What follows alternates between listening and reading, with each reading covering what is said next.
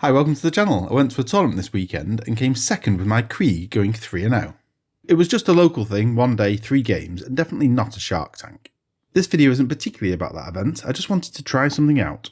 And that was, could I use full-on indirect cheese to go 3-0 with Guard? And I could. And am I proud of myself for my indirect tactics? Well, no, not really. So, what did I take and what did I do to get this result? Firstly, go to an event where people aren't taking hyper-meta lists. Then fill up your list with Indirect Fire, support units and synergies, and it's surprising how cheap it all is. Guard has 8 good sources of Indirect Fire. There's a variety hitting on 4s and 5s, but most weapons have the heavy keyword, and being indirect with massive range, staying still for the +1 to the hit roll is an obvious tactic. Also with Born Soldiers' attachment rule, staying still gets lethal hits on everything. The main order I used on them all the time was Take Aim for +1 to the ballistic skill, and that stacked so I got things hitting on 2s and 3s. This is before applying the core Indirect Fire nerf to give you -1 to hit. But there were more synergies for me to take advantage of. Scout Sentinels were key for me. If they get line of sight within 18 inches, then you can ignore the Indirect Fire nerf. And you get reroll 1s to hit. This means I was hitting on 2s and 3s, rerolling 1s. A really great unit, 10-inch move, 9-inch scout move.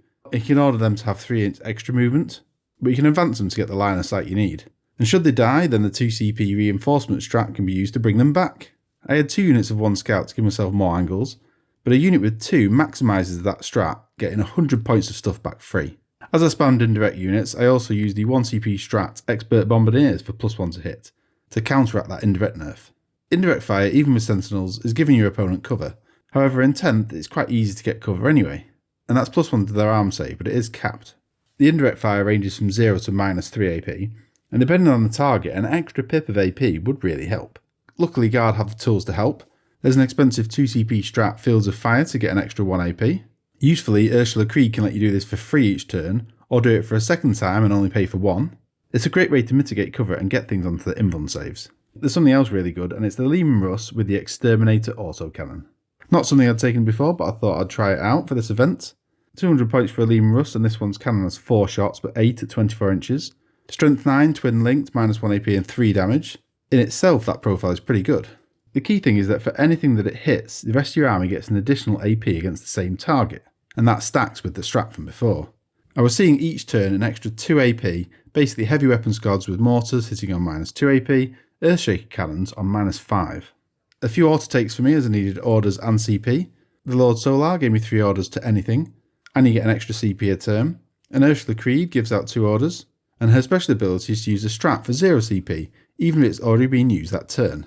This gets pretty dirty when you consider I overwatched twice in my opponent's turn for 1 CP. A couple of things to note about that: you can't benefit from Born Soldiers in Overwatch, and Creed can't do the reinforcement strat for free.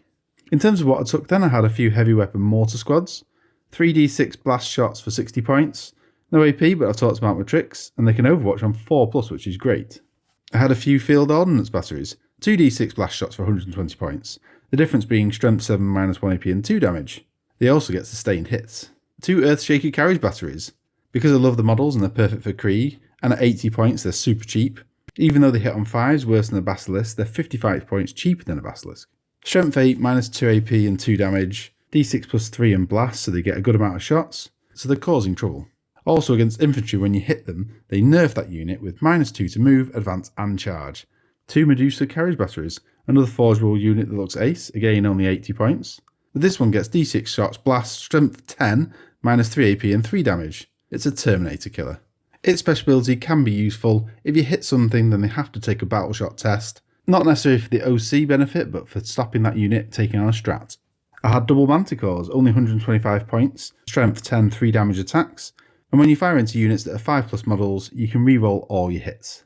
As an extra something I could have taken, I think the Vanquisher tank would have been good against high toughness stuff with its strength 18 gun, but so could a Colossus Siege Mortar, only 160 points, not indirect but anti-monster and vehicle 5+, with devastating wounds as well, so turning that d6 +2 into mortals. I did have a lot of fun with my indirect spam, and I was quite lucky to not go up against knights with their really high toughness. I think next time I take Krieg out, which isn't very long away, I'm going to use a more balanced list.